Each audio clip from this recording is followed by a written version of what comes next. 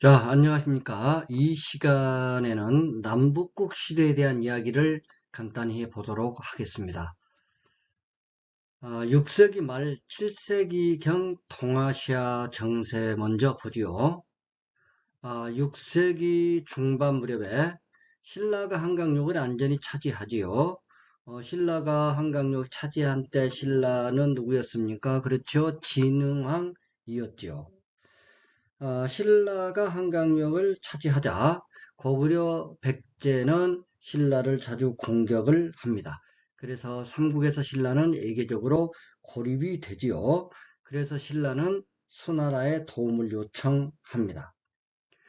고구려는 중국 수나라가 등장하자 위협을 느끼죠.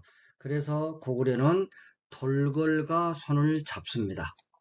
그리고 백제애와 연결을 하지요. 아까 말한 대로 신라는 수나라 일찍 멸망하고 당나라 서니까 신라는 당나라와 이렇게 연결을 하지요. 그래서 남북 세력, 동서 세력, 양 진영 간의 대립이 나타나는 그러한 상황이었습니다. 고구려가 수나라 침략을 막아내고 당나라의 침략도 막아냈는데 이것은 삼국 통일 이전인가요? 이후인가요? 삼국 통일 이전이죠. 중국에서 이진남북조라는 분열기가 있었습니다. 그 분열을 수나라가 수습 통일을 하지요. 그 수나라가 고구려를 침략해 옵니다. 즉 고수전쟁이 일어났지요. 이때 을지문덕 장군이 어디에서 살수에서 수나라군을 섬멸하지요. 수나라는 일찍 멸망해 버립니다. 단명왕조였습니다. 그리 당나라 들어서는데요. 이 당나라가 고구려를 또 침략해 와서 고당전쟁이 벌어집니다. 이때 고구려는 당나라에 당했어요? 안 당했어요? 안 당했지요. 안 당했습니다. 그래서 안시성 싸움은 당나라와의 전쟁이에요. 살수 대첩은 숫자 들어가니까 수나라와의 전쟁이었고 안 당했으니까 안시성은 당나라와의 전쟁이었다. 이렇게 고구려가 중국 통일왕조 수나라 당나라 침략을 잘 막아서 우리 민족을 지켜내는 민족의 방파제 역할을 톡톡히 한 것입니다. 자, 신라의 삼국 통일 과정은 연도를 기계적으로 암기하지 말고 그 흐름을 파악하도록 해야 합니다. 김춘추가 고구려를 방문해서 도와달라 요청했는데 고구려가 거절을 하지요. 그래서 김춘추는 어디로 갑니까? 당나라로 갑니다. 당나라 가서 당태종을 만나 가지고 협상을 하지요. 근데 이 당나라는 그 전에 어땠어요? 고구려를 공격했지만은 안시성 싸움에서 패했잖아요. 당나라는 고구려를 먹으려고 했는데 끝내 고구려를 굴복시키지 못했습니다. 그것이 문제였지요. 그래서 김춘추는 당태종을 만나서 당나라가 신라를 도와주면 신라가 백제를 정벌하고 힘을 키워서 신라가 고구려를 공격할 테니 그때 당나라가 고구려를 침략해서 고구려를 먹어라. 어떠냐? 그러니까 일리 있는 이야기잖아요. 그래서 당나라 입장에서 그래서 나당 동맹이 결성이 됩니다.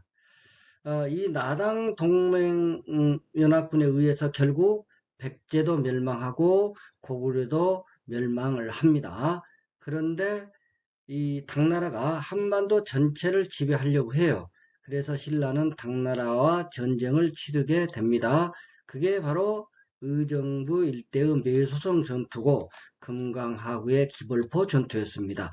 이 전투를 통해서 신라는 당군을 축출하고 문무왕때지요. 676년 삼국통일의 위협을 달성하게 됩니다. 자, 여기 항산벌 전투는 신라 김유신이 백제를 공격할 때 계백이 5천 결사대를 이끌고 김유신과 맞서 싸웠지만은 결국 패배하고 백제는 사비성이 함락되고 결국 660년에 멸망을 당했잖아요. 이 항산벌이 어디입니까? 논산입니다. 논산 지역, 논산 연삼면 일대로 알려지고 있습니다. 역시 나당 연합군에 의해서 평양성이 함락되고 고구려는 668년에 멸망을 합니다.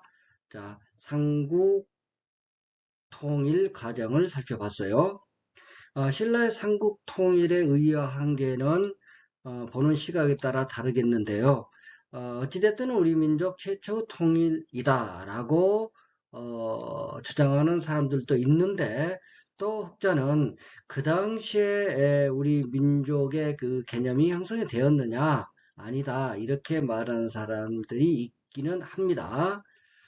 또 삼국의 문화가 융합해서 새로운 민족문화 발달의 토대가 마련됐다 이렇게 긍정적으로 평가할 수도 있습니다. 반면에 통일 과정에서 예세를 끌어들였다나 당이라는 예세를 끌어들였다라는 그 점과, 그리고 고구려 영토였던 요동과 만주 지역을 잃어버렸잖아요. 그리고 대동강 이남만 차지한 영토상 불완전한 통일이었다, 이러한 주장을 하는 사람들도 있습니다.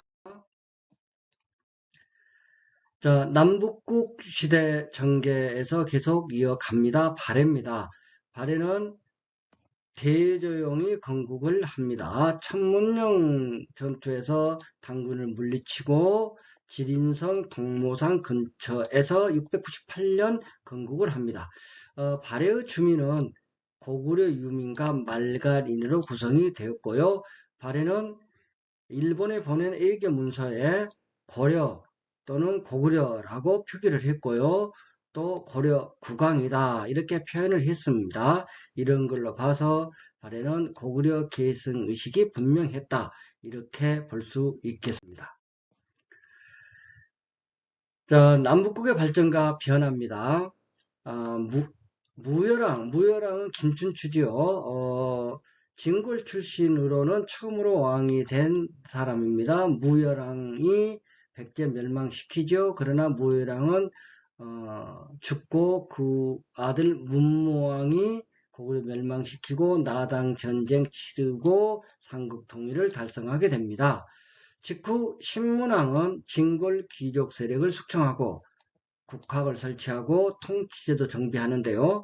진골 귀족이 숙청되는 이러한 상황 속에서 준비하고 있던 육두품이 왕의 정치적 조언자로 성장하게 됩니다. 통원신라 통치제도는요, 중앙정치는 집사부 중심으로 운영이 됩니다. 집사부의 최고장이 시중이었죠. 시중의 권한이 강화됩니다. 반면에 하백회의의 기능은 축소돼요. 하백회의는 귀족들의 회의입니다. 따라서 이 하백회의의 의장격이었던 상대 등의 권한은 축소된다 이렇게 볼 수가 있겠습니다. 지방행정조직은 전국을 구주로 나누고 주 밑에 군현을 설치합니다. 구주, 오소경, 상수리 제도입니다. 군사조직은 중앙군은 구서당입니다. 근데 이 구서당에 고구려 백제계까지 포함을 시킵니다. 10정, 여기 구주니까요. 각 주에 하나 정식 설치하면 구정이 돼야 되는데 왜 10정입니까? 그렇죠. 가장 북쪽 그리고 국방상 중요한 지역이고 넓은 지역 한주에는 하나의 정을 더 설치, 2개의 정을 설치합니다. 그래서 10정이 됐고요. 신문왕 때 토지제도 개혁하지요. 노급을 폐지하고 수족권만 인정해주는 간려전을 지급합니다. 이것은 진골 귀족 세력을 약화시키려고 했던 것이죠. 성덕왕 때는 일반 백성에게 정전을 지급합니다. 경덕왕 때는 진골 귀족의 반발로 다시 노급이 부활되고 말았습니다. 자, 발해 발전입니다. 발해는 거란의 침입으로 멸망을 했어요. 무왕 때는 장문유를 시켜서 산둥 지방을 공격하기도 합니다. 문왕 때는 당나라와 관계를 개선하지요. 선왕 때 전성기를 구가하는데요. 중국에서는 바다 동쪽에 융성한 국가다 해서 해동성국이다 이렇게 불렀습니다. 중앙간제는 삼성육부제를 채택했는데요. 이 육부가 중국과 달리 충인의 지의 신 이렇게 불렀지요. 즉 입자성을 유지했고요. 발해의 지방행정조직은 발해는 영토가 넓잖아요. 그래서 숫자가 많습니다. 5경, 15부, 62주입니다. 발해 문화는 융합적인 문화의 성격을 띠고 있죠. 고구려 문화 기반으로 하고 당문화 수용하고 말갈 문화 일부 흡수합니다. 자, 신라 분열과 후삼국 성립을 보도록 하겠습니다. 신라 말의 상황을 간단히 이야기하면요. 중앙에서 진골 귀족들 간의 왕위 쟁탈전이 아주 심하게 벌어집니다. 그래서 중앙의 통치력, 통제력이 지방에 미치지 못하니까 지방에서 이때다 하고 지방 세력 호족이 성장하지요. 이 호족은 스스로 성주, 장군이라고 자칭 스스로 부르고요. 자기 지방의 군사 행정을 장악을 합니다. 사실상 자기 지역을 지배한 거나 다름이 없었죠. 육두품들은 어땠나요? 육두품들은 반신라적 경향을 나타냅니다. 왜냐하면 이 골품제 때문이었죠. 이 골품제 때문에 똑똑했던 육두품들은 육관 등의 아창까지밖에 승진을 못합니다. 그게 불만이지요. 그래서 신라 정부에 반발하는 반신라적 경향을 나타냈고요. 유교 사상을 바탕으로 해서 개혁을 하자 이렇게 주장했지만 잘 받아들여지지 않았지요. 이 호족과 육두품이 연합하기도 하지요. 사상적으로는 선종과 풍수 지리설이 유행합니다. 즉 새로운 사상이 유행했다라는 것입니다. 이 사상에 큰 변화가 있으면 사회는 크게 변합니다. 불교 사상이 들어오면서 중앙집권 국가로 성장을 하게 되잖아요. 신라 말에 선종과 풍수 지리설이 유행합니다. 새로운 사상이 유행해서 결국 신라 무너지고 새로운 고려 왕조가 후삼국을 통일하는 그래서 중세사회로 이행 넘어가는 그러한 기절을 이룬 것 이게 사상의 변화다라고 볼 수 있고요. 또 고려 후기에 들어온 성리학을 신진 사대부가 성리학을 사상적 기반으로 해서 결국 고려 왕조 무너뜨리고 새로운 왕조 조선 왕조를 개창하게 되잖아요. 신라 말에 귀족들이 지방에서 반란을 일으키기도 합니다. 또 농민 봉기가 일어나기도 했습니다. 정치가 혼란한 이러한 상황 속에서 귀족들의 수탈은 더욱더 심해졌고요. 전염병도 돌고요. 그리고 자연재해도 심해서 농민들 살기가 아주 힘들었어요. 완전히 파탄됐죠. 민생 파탄이 된 거예요. 그래서 농민들이 봉기를 일으키기도 했다. 이렇게 볼 수 있겠습니다. 이러한 상황 속에서 견훤이 안산주의 900년에 후백제를 건국하고요. 궁예가 성악에서 901년 후 고구려를 세웁니다.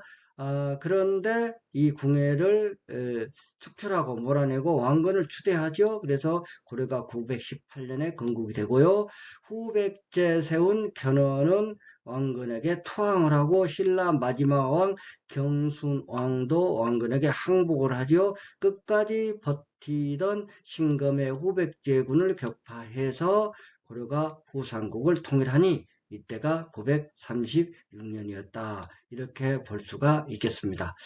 지금까지 남북국 시대에 대해서 이야기를 해 봤습니다. 근데 이 남북국이라는 용어는 조선 후기 실학자 유득공이 처음 사용한 말입니다. 유득공이 발해고에서 발해는 고구려의 후계자이다 라고 분명히 밝히고 발해가 우리 민족사 범주로 포함이 돼야 된다 라고 해서 발해를 우리 민족사의 범주로 끌어들였고요. 신라와의 남쪽의 신라와 병립 시기를 남북국 시대로 보아야 한다라고 주장을 했습니다. 결국 이것은 발해를 우리 민족사로 인식해야 된다라는 뜻이었지요. 자, 이상 마치겠습니다. 수고 많이 했습니다.